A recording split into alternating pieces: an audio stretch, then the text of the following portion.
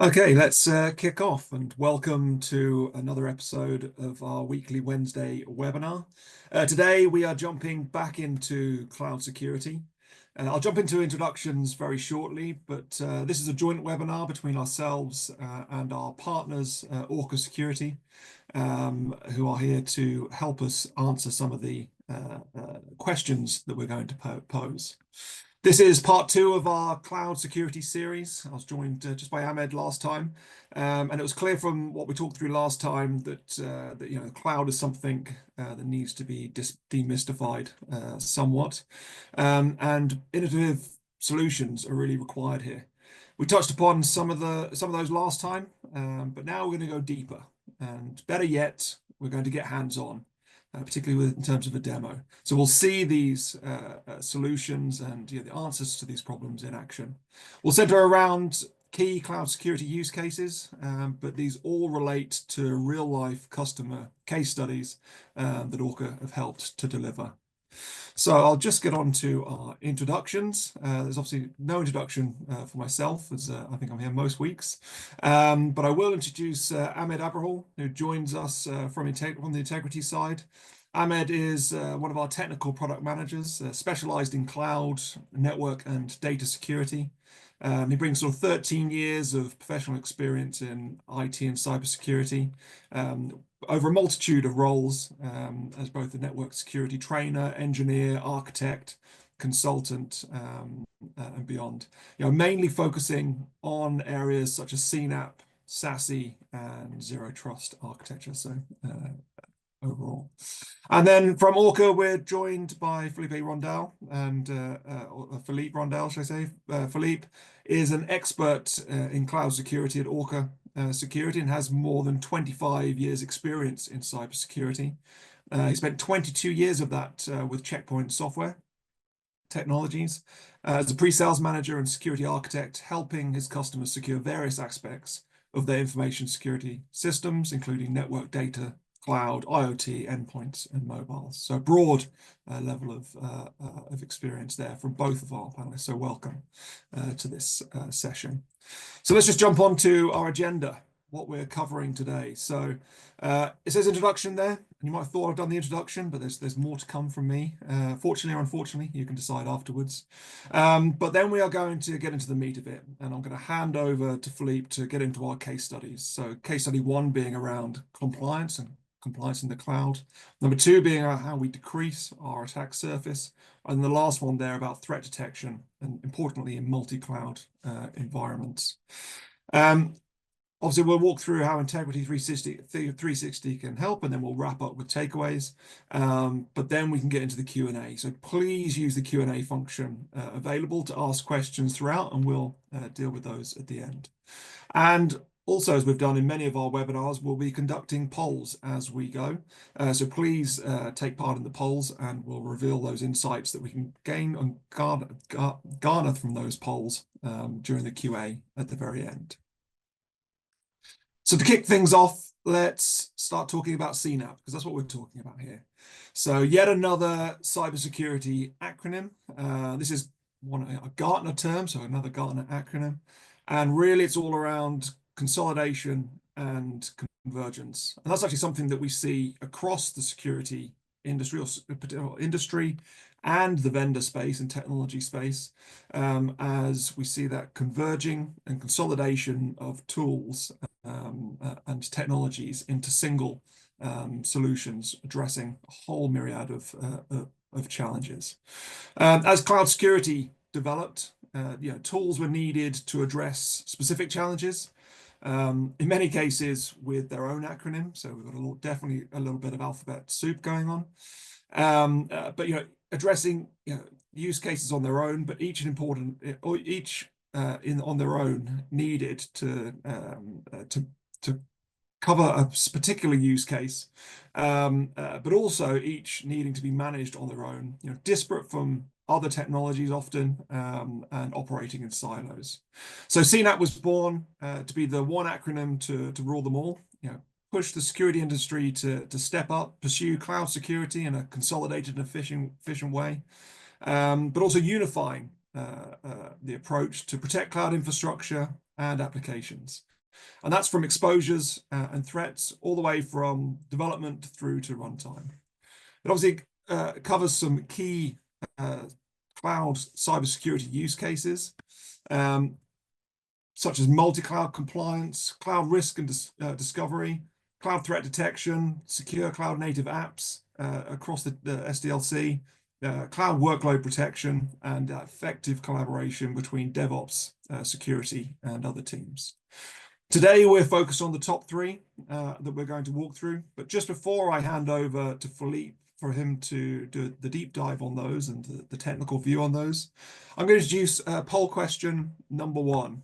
So question number one is, how many cloud service providers, CSPs or hyperscalers, does your organization use? Is it one? Is it two? Three? More than three? Or none, I'm at the wrong webinar. Or perhaps it's the right webinar and you're just starting out on that journey. So we'll leave that running for the time being. And with that, I will hand over to Philippe, who can take it from here. Philippe, it's over to you. I will stop sharing. Perfect. Thank you.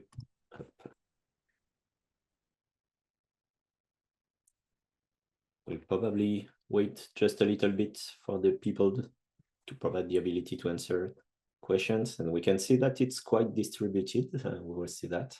But yeah, multi-cloud is quite often the case, and this is quite important. Just a few seconds before we close the poll, and then I can continue. So just to introduce the subject before going inside the different use cases that we mentioned, I want first to explain how we are able to analyze the cloud environment. And by cloud environment, I mean not only the infrastructure. So of course, we can connect to the different cloud provider to receive this information, the infrastructure, the properties, etc. But we invented 6 years ago a technology that we patented. This technology is called side scanning, and it provides an agentless solution for customer to be able to analyze not only the infrastructure, as I mentioned, but also the different workloads, storage accounts, databases. And for that, in fact, it's very easy. We are doing a snapshot every 24 hours of your full cloud environment, and we are using those snapshots to analyze and to understand what are the different workloads, what is the operating system, how is it configured, what are the different software installed, do we have personal data, do we have malwares, everything. And so we obtained like this very efficiently all the information regarding the cloud environment. It's very easy to onboard because we just need to have permissions. So this is just to deploy a role in the different account that we want to analyze. And from day one, after less than 24 hours, we have the full visibility and don't need to install any agent and the difficulties to ask people to do this in the different elements. So what is also interesting regarding the Orca implementation, this is the fact that we use a unified data model. We created the platform from scratch, so it's not a patchwork of many different siloed solutions. So we saw before that CNAPP is a concatenation. It's a group of many different other acronyms, so CSPM, CWPP, shift-left, DSPM, etc. But the main idea here on the platform is to collect information coming from different sources, so from the cloud provider, from the site scanning mechanism, the logs from the cloud, but also from CI/CD pipelines, etc. But the idea is to collect all the information in the unified data model. Everything is linked all together, and after that, we just have to query this database to provide the different security service that we will discuss, like compliance, like risk prioritization, like malware detections. All those things are provided by just query this very powerful database. So just before going in the different use cases and discuss the different use cases, we would like to ask also a second question. So I don't know if Clara, you can move to the question 2. Perhaps I can. Yeah, perfect. Thank you. So the idea is to know better your environment. If you already have some security tools in play, what are there? Do you use mainly tools from the cloud providers? Do you already have some of the bricks of the CNAPP or not at all? So just a few seconds before we will move to the different use case and demo associated to.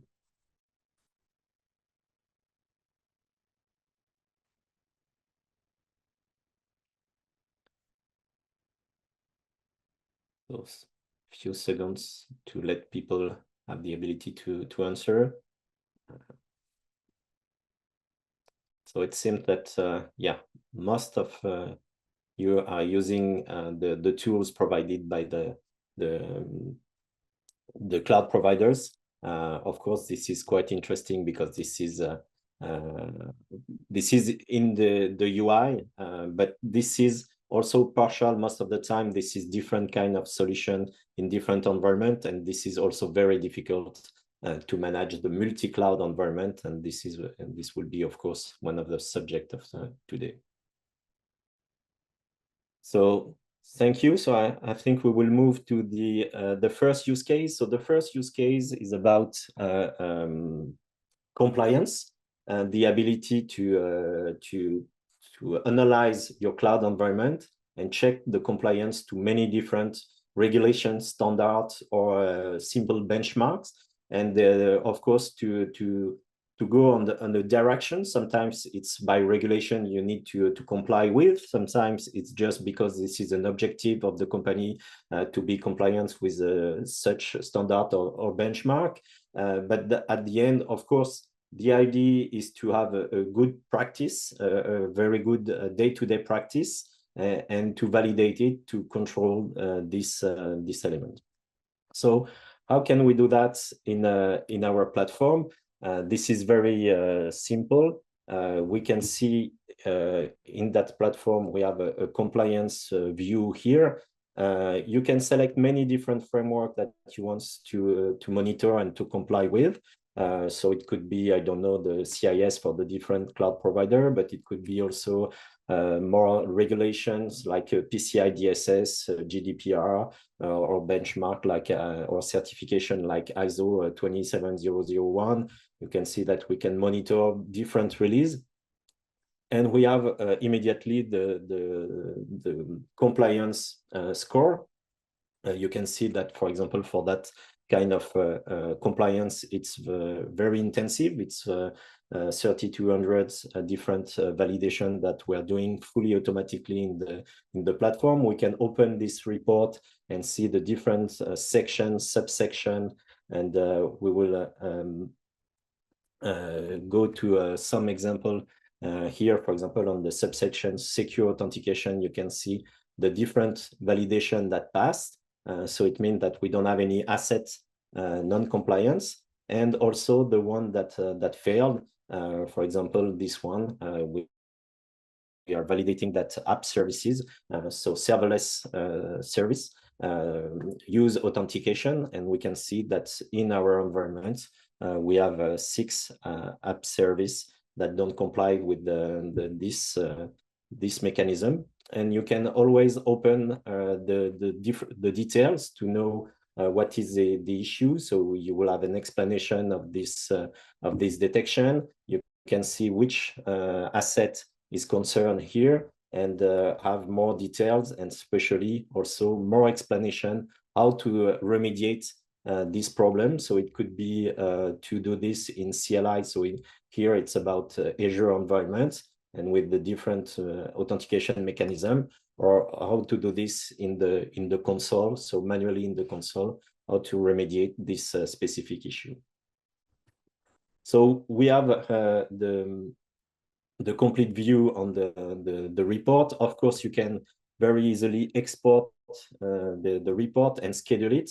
So you can give a name, choose if you want to provide this report on your whole cloud environment, or if you want to do it only on the subpart, the business unit, for example. You can choose which element you will provide in that report, only the failed validation, the pass one, only with priority high, sorry. You can easily define also what are the information provided in that report and define the frequency. Is it a weekly report starting from that date, and that will be automatically perhaps sent to this S3 bucket called audit report.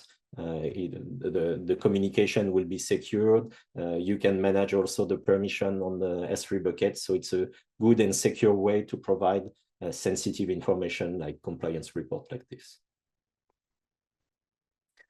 But of course, most of the time, the idea is not to exactly use the predefined frameworks. We have in total more than 180 different frameworks that you can activate. You have the full list here, and you can use many different ones and monitor a lot. But of course, you need most of the time also to create your own framework.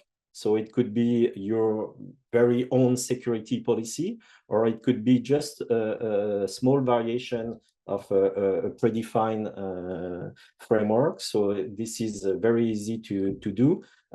Oops, sorry.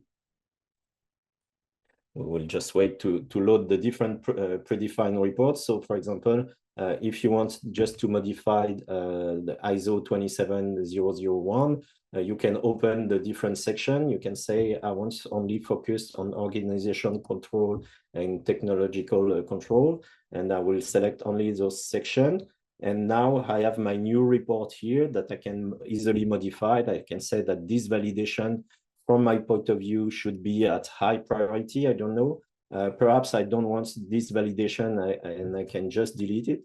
But I can go also on the catalogs of alerts and decide to add another one to that section, and automatically it will be added in the different section. So you can find here all the predefined alerts, but also the alert that you can create by your own.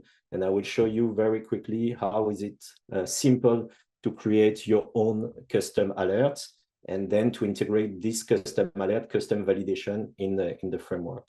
So here I can easily query the full database. As I mentioned, the unified data model. So you can ask here, for example, to see all the virtual machine.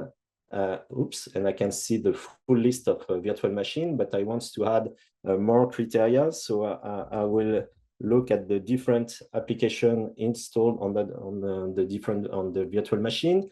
So I will check the presence of a security tool like CrowdStrike, for example.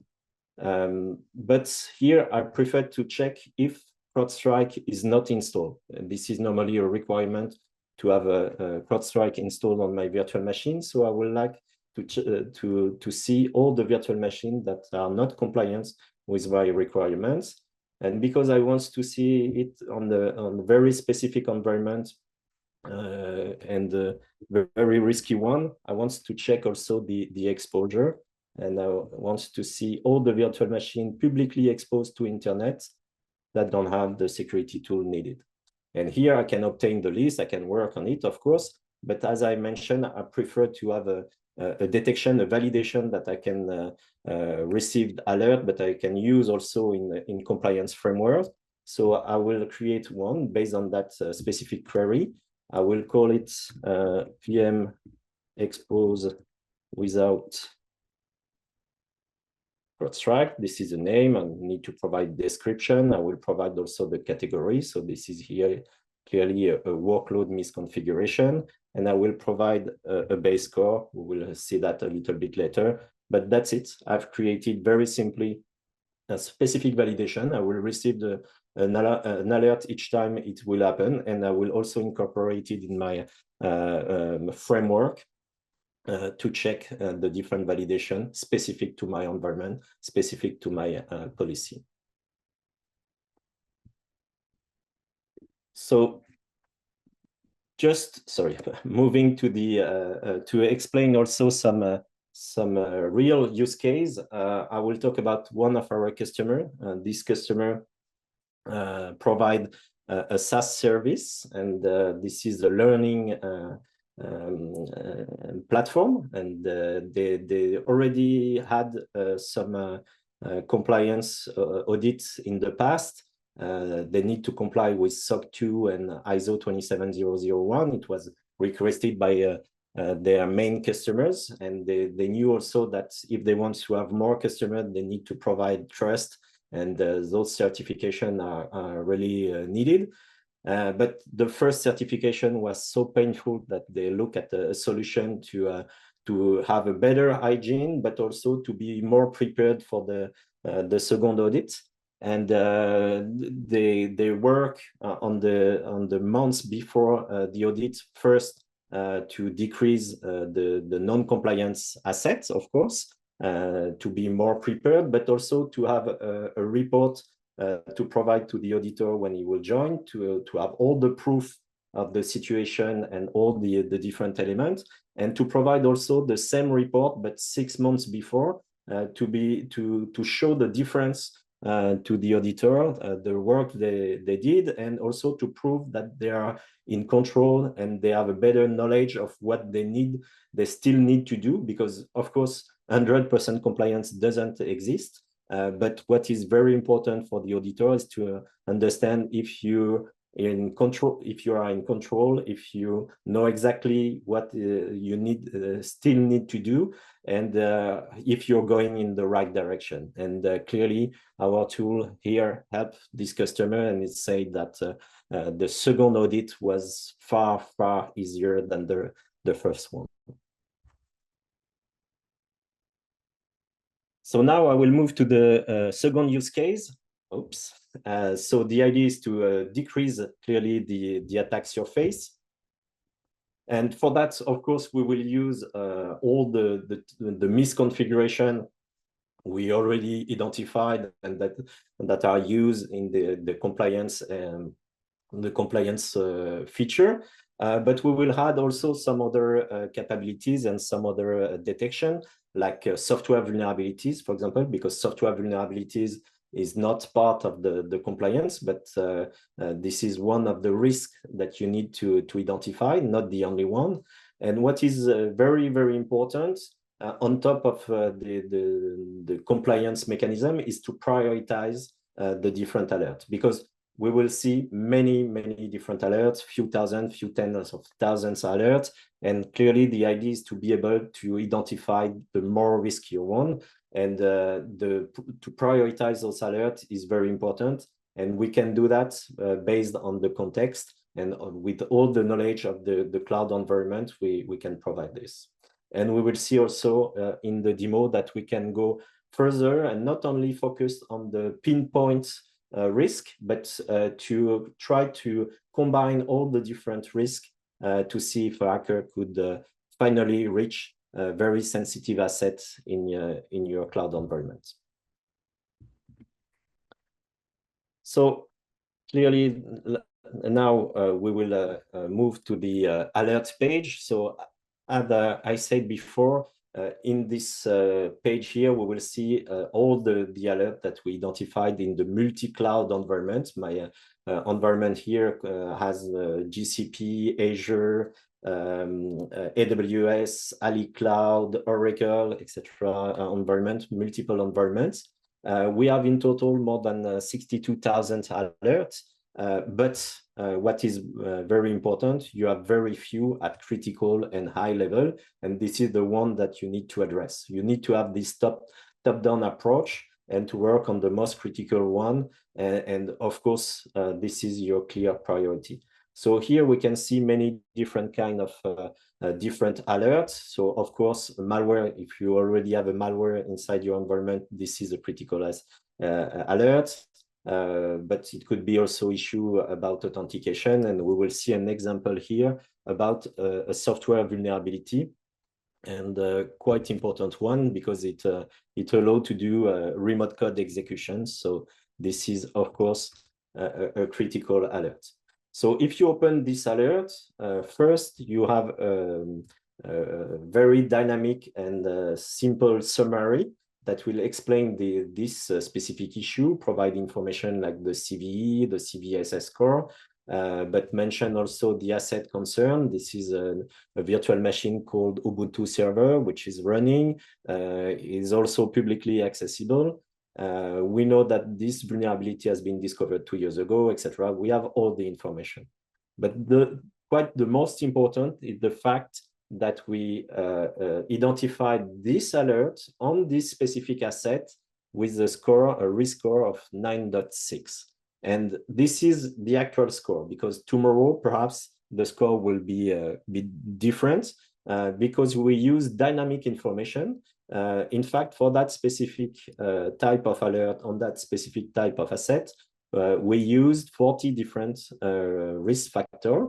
Some of them will define the probability that we will have an exploitation of this vulnerability, and some will define the impact. So some information are coming from threat intelligence, so some scores, but some are coming from your cloud context. So clearly, for example, the exposure of that asset, the fact that this asset is running, the fact that we also identified some sensitive information, etc., are automatically incorporated here to provide this risk score and help to automatically identify the most critical alerts in the environment. So after we identify this as critical, of course, you need to remediate. And we saw before that if it's related to a cloud environment, we provide the exact information how to solve this in CLI, in console, etc. But here the issue is on the workload itself, and you can have many different kind of workloads. So here we use integration with LLM. You can see here integration with OpenAI, but we have also integration with Vectrex and Bedrock. And you can ask here to obtain the exact process, how to solve this issue in that specific context. So we will use all the knowledge we have, the cloud provider, the operating system used here, the users identified on that virtual machine. All those information will be used to provide the precise process to solve this issue. So we can see here that because we know that this is Ubuntu and we identified the users, we identified the IPs, we can provide this information. Just don't be worried, we didn't send this information to OpenAI. This is presented to the users, but not sensitive information like this are sent to OpenAI. But based on the context now, due to the fact that this is an Ubuntu virtual machine, we have the exact process how to upgrade and solve this problem in that specific context.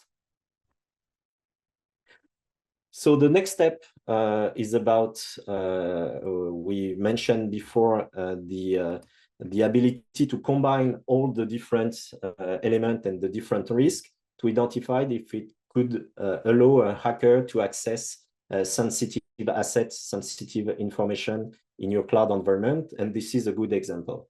So here we identified an attack path, very risky, 9.8 in terms of score. And this attack path starts with the vulnerability that we just discussed before, this remote code exploitation on the virtual machine, Ubuntu server. And in fact, Ubuntu server is in front of internet. So clearly, the hacker can exploit this vulnerability to gain the initial access on the cloud environment. But unfortunately, the hacker won't stay here just due to the fact that we identified on the Ubuntu virtual machine the fact that some users type some command, and those commands are kept in the shell histories. And oops, sorry. And those commands provided was to access a specific database. This database is called customers. and we can see the username and the password. But of course, we mask the password. The idea is not to play with sensitive data, but to mention that those information are on the virtual machine and could be used by a hacker to access, of course, after that, the database here called customers, where we identified many different kind of sensitive information. We can check here.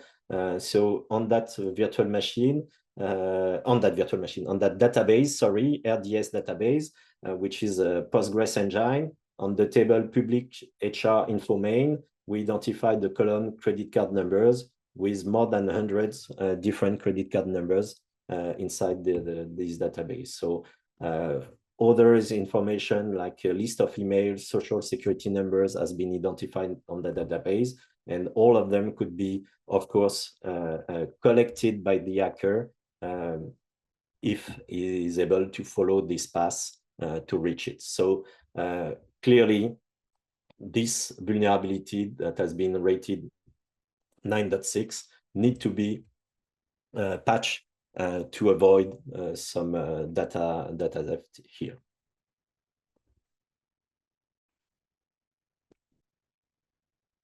So just to discuss about also a use case with the customer. This customer work in the has multiple brands in the luxury, and with also operation in China. It was very difficult for them to have a good vision on their cloud environment, especially in China. They use multiple clouds there. It was a mix of AWS and Alibaba. Finally, from day one, they had the vision. They started with 600 high-level alerts, and they were able to fix a clear objective to all the different people, not only the security guys, but also all the different people, DevOps, but also sysadmin and application teams to solve all those 600 alerts by the end of the year. And after 5 months, they were already at 200, so they decreased by 2/3, and they will probably succeed by at this end of this year to finally don't have any more high-level alerts. They never had critical. That was a good things. But at the end of this year, they will probably only have medium alerts, which is a very strong result. But the tools is very important, and to distribute the different alerts to the right people, but they need to be involved. So they need to have also a clear objective, and they need to receive only the information they need and not provide 600 from the beginning. We started with them to be sure that at the beginning of the project, the different people will receive only 1 or 2 alerts, to be sure to work on it, to solve the problem, and then to start the process to solve them. And after that, they decrease the alert score that they send through ticketing, through notification tools, whatever, but to be sure to involve the people without an avalanche of different alerts. Third use case is about another aspect, not the proactive approach to identify the different risks or to work on the compliance, so to work day after day on the right direction. But here is to use the platform that provide very important visibility to work also on the malicious activity detection. So malicious activity detection can occur in multiple levels, mainly at the cloud management level. So, and then we have many kind of detection. We have detection based on the logs of the cloud providers. It could be static logs to identify just specific items, or it could be also behavioral detection, and we will see some examples. Just to we're creating a baseline, and if something is outside this baseline, of course we will create an alert. But we can work also on the workload level and identify some elements that can occur inside the workload with the security logs analysis, for example. but also thanks to the malware detection. And we use for that a full heuristic engine to provide the antivirus, anti-malware solution without consuming any resources, CPU, memory inside the workload. We know that DevOps don't like to have such a tool that can consume too many resources and have an impact on their application. So thanks to the analysis of the snapshot, we don't consume any resources on the workloads. So just to give you some examples, we can move here to the cloud detection and response. The element focus for the sub-team, and that will help to detect all the different malicious and suspicious activities. So as you can see here, we can consume also events and logs coming from external tool like Orca Security or CrowdStrike, for example, but we have our own detection mechanism. And as I said, we can, for example, here detect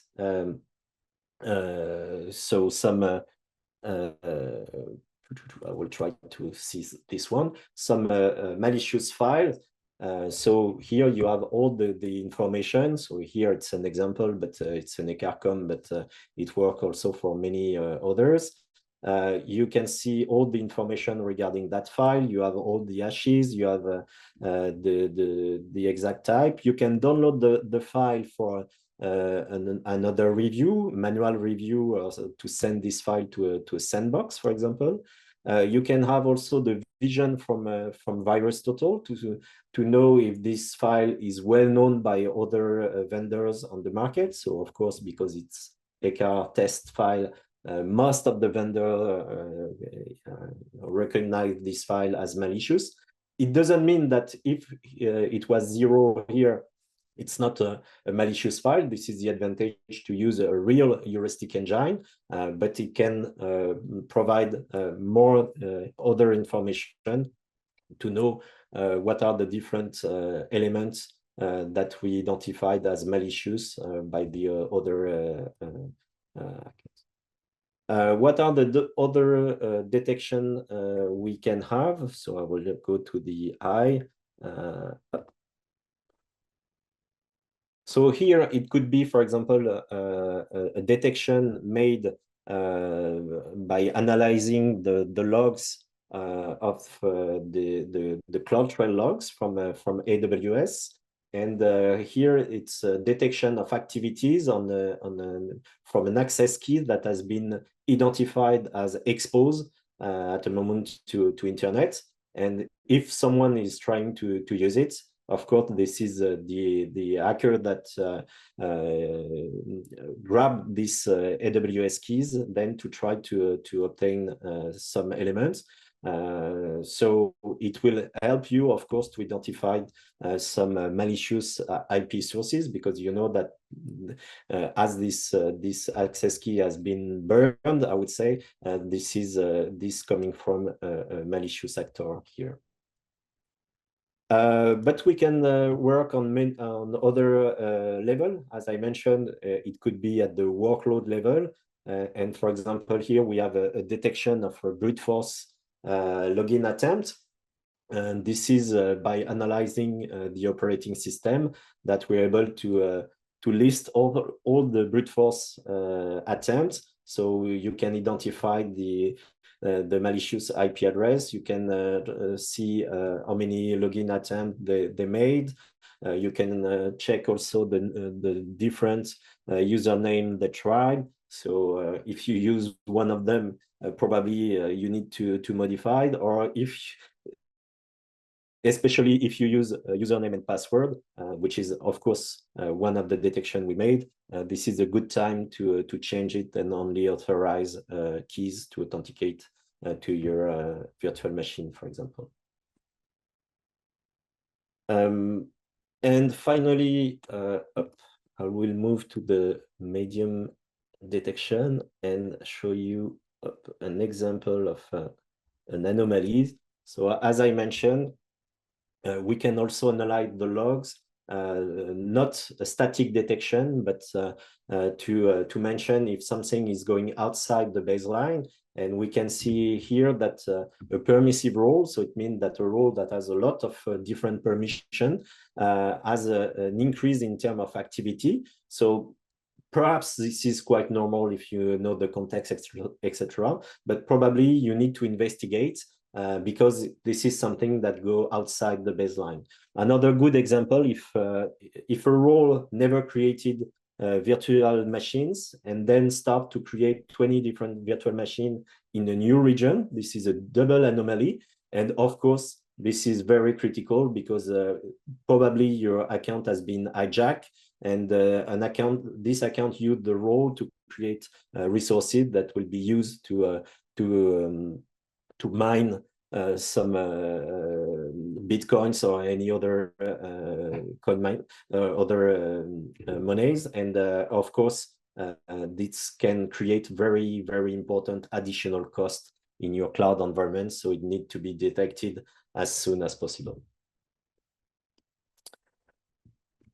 So this was a few examples of alert. And as you can see, also here, we use the prioritization. I show you some example in critical, in high, in medium. And this is not only due to the type of alert, this is mainly due to the context that we will prioritize those different elements. And this provides an added value because, of course, if something is going wrong on the virtual machine, on test environment,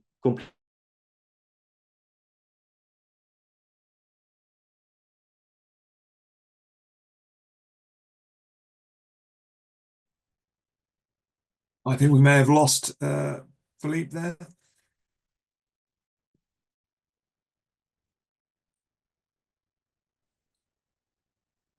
Ahmed, I don't know if you want to start. We'll move on to the next section. Oh, sorry, Philippe, we lost you there for a short while. Oh, sorry. But that's okay. So we'll kick on to Ahmed. So if you want to pass the screen sharing over. Yeah, of course. Thank you. Yeah, thanks so much, Philippe, for that. That was very, very comprehensive, I would say. And I'm sure, if any of the attendees want to follow up, or a more specialized demo, they definitely, can reach to the account manager and do that. So just in a couple of minutes, so I wanted to, show quickly how we do wrap our services around the CNAPP technology. So complementing what Philippe has already mentioned. So when we analyzed the common pain points across our client base, we have found that most of the critical, I would say, pain points and the common pain points start with either having fractured coverage and siloed tools that doesn't, almost impractical to try and manage or try to get any useful bigger picture or information from using all these different, like CSPM or Cloud Workload Protection, for example, and other siloed tools. And in the same time, that leads to that lack of visibility, especially with short-lived cloud workloads or ephemeral workloads. So even like trying to just rely on the more traditional approach, like agents, for example, doesn't always provide that required visibility. And along the same challenges, I would say uncontrolled exposures. So again, that's all as a result from these gaps of visibility, especially in multi-cloud environments. So, and on top of that, we already have that struggle to find the right skills when it comes to clouds and when it comes to security. So of course, cloud security expertise is, I would say, can be a little bit scarce.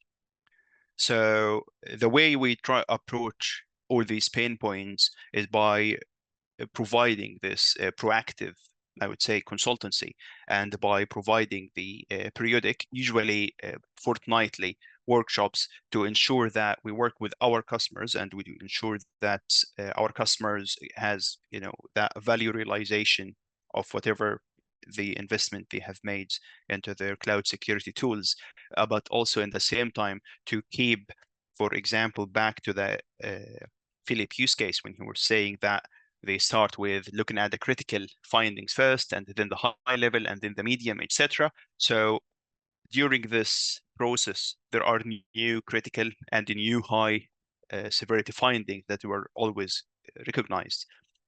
And being able to provide all these different, I would say, information using different workflows to the right team to take the right action. So this is where our cloud risk management service basically provide to our customers. In addition to the proving the compliance, whether it's to standard regulation or to some industry benchmark. So that also help with the findings and to support the remediation of the findings so that you can meet the compliance requirements. That's part of what we provide for our customers. And the last part, I would say, it's mainly we know that in cloud, there is a lot that happens, all the time between developers, between DevOps team, the cloud admins, and security, of course. Sometimes you add your compliance officer on top of that.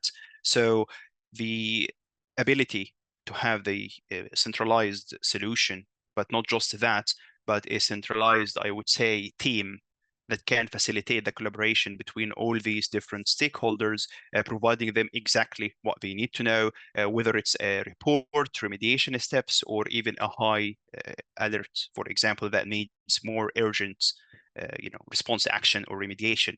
On top of that, we provide our own layer of orchestration so that response actions for immediate threats can actually be carried out much more efficiently and much more quickly in the same time, because as we know, there is different approaches to the way that you should, or the security teams should, approach a exposure or a risk finding versus an actual real-time threat in runtime, for example.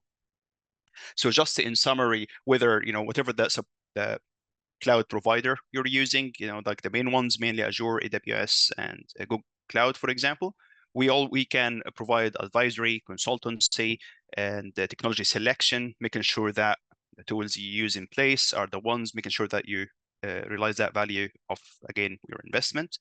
In addition to cloud security consultancy, professional services that covers the design and build and the implementation of such solutions, and plus our suite of managed services. So we mainly have 3 different tiers of managed services that would basically align with, first of all, the current tools you're using, the tools you are adopting, and whether you're using a lift and shift approach, for example, or if you're moving to a more cloud native application architecture. So based on your requirements, you'll always find a package or a service tier that suits you. And at the end, all that integrates with our wider MDR service that can also add different telemetry and detections from other detection technologies, such as EDR, XDR, NDR, and managed SIEM, for example. So this is just a very quick, I would say, overview of what we can provide. Again, always feel free to reach out to us, to your account manager, and we can definitely have a much more like a longer session and more personalized conversation as well. And yeah, with that, thank you, and I will hand over to Rich. Thanks, Ahmed. If we just click the slides on. And yes, that comes to me just to wrap up with our key takeaways, and we had a third poll question there, but I think we'll skip over that just in the interest of time, Ahmed, as we are hard up on time and a little bit over. So in terms of key takeaways, I'll whiz through these very quickly so we can get to the Q&A. And as we talk through, CNAPP can and has been transformative in cloud security, pulling everything together. Compliance in multi-cloud doesn't have to be hectic, and importantly, we can deliver actionable findings to enable compliance requirements to be met and to give that visibility into compliance. Improving cloud risk posture is definitely a top priority, and if it's not, it needs to be a top priority. But also, as Philippe walked through, attack paths are all important to really understand that full amount of risk. XDR and EDR, it's not enough when it comes to threat detection in the cloud. We do need that true CDR, that cloud detection and response capability that is refined and focused on the cloud. And lastly, as Ahmed just talked through, we are here to help. Talking of helping, if you want to go on to the next slide, Ahmed, one of those things that we can do straight away to identify and alleviate some of those pain points is with a cloud security risk assessment, where we can detect and prioritize the most critical events across your multi-cloud environments extremely quickly. So if you want to understand your cloud risks and all the things and compliance and everything that Philippe kind of walked through and beyond, there's additional use cases that we haven't touched upon here, then please get in touch around the cloud risk assessment driven by ourselves and powered by Orca Security. And obviously that's a free of charge engagement to give you that view into your cloud risk, your cloud security posture and beyond. So with that, I think we'll just jump into the Q&A and touch upon some of the questions that we have there. So the first question I can see here is, does this tool, so this is Orca, guarantee to automatically obtain the regulations when the requirements are met? And I'll probably hand to Philippe to answer that. I'd probably just say I wish that there are tools that can do all of that. With any compliance requirement, particularly where it's something like ISO 27000 that requires an audit. Unfortunately, the tool isn't going to be able to deliver that, but it is giving you that visibility into what needs to be done to get us in a position where we can confidently say, do you know what, we are compliant, or we can identify miscompliance, because it's not a case of we just become compliant and we are forevermore. Compliance is something that needs to be constantly looked at to make sure that we haven't drifted from where our initial position is. But for any more to add on there, or maybe you're going to tell me actually I'm completely wrong and you've got it all in a box and we can solve all problems. No, yeah, but clearly regarding the technical validation, it will help to say if you're compliant or not. This is not always 0 or 100, doesn't exist. So you will be perhaps at 90% compliance, something like this, and most of the auditor will be very happy with that. But keep in mind also you have some governance part of the certification most of the time, or non-technical elements. For example, are you maintaining a list of contacts? This is things that we cannot validate, and you need to add on top of the certification or regulations. But for the technical aspect, we can manage it. Yes, for sure. Yeah, definitely. And actually, you're bang on there when you say it's degrees of compliance. Anybody that's gone through an audit will know that you will get minor findings. It's very difficult to cover everything off and gives you areas to improve. But I think we can give the visibility to maximize the chance of getting there. And actually, things like DORA, there is no certificate, but being able to have comfort in your own organization that you have those elements covered inside a compliance or regulatory standard is very important. So just very quickly, as we are over time, and I appreciate everyone staying on to go through just to finish this off. Another question there is, how does Orca CNAPP compare commercially to native CSP and CNAPP solutions like Azure Defender for Cloud? So most of the time, this is really cheaper, and this is a platform approach. So this is, I would say, all-inclusive, where most of the CSP's security solution is a bunch of different options that you can activate it. And most of the time, you're forced to activate it because you use some of the service. But if you want to aggregate it, you need the SIEM solution from the cloud providers. So it had a lot of different license options and a lot of additional costs for storage, for computes, etc. And yes, we are clearly cheaper than those solutions. And in fact, this is also one unified platform and not a siloed solution, one for, I don't know, the CSPM, one for the CWPP. Everything is unified. You can query those things very easily. It provides visibility most of the time that cloud provider doesn't provide, even for cost optimization. So this is clearly easier platform and cheaper platform. Excellent. So, Joe, there's one more question, but I think we'll answer that in the follow-up offline. Just before we wrap, because I've often forgotten to revisit those poll questions, just to give you some insights from those, we will share the results. But in terms of I think Philippe talked about it. The first question was how many CSP or cloud environments do we have? I mean, a strong mix between one and two. One person having to carry the burden of three, and even a couple that are more than three. So it's obviously a very strong trend towards multi-cloud that's increasing. Something that actually Gartner was talking about a good number of years ago that's going to be an ongoing trend. Importantly, nobody said none, so everybody that joined was on the right webinar. And then just on poll question number 2, which of the following best describes your organization's cloud security controls? One person is already ahead of the game and using CNAPP, but the large majority are mainly relying on the cloud service providers' security tools. So I'm sure they're probably experiencing those challenges that you talked through there, Philippe, in terms of, I suppose, cost, but also unifying that view across all of them. And I think it's having a dedicated tool that is focused on especially in multi-cloud. multi-cloud There's always environment. something more. Yeah. Brilliant.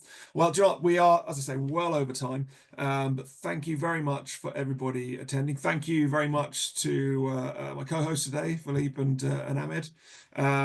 We will leave it there, and hopefully we have demystified the cloud a little bit further for you. Thank you very much. Thank you.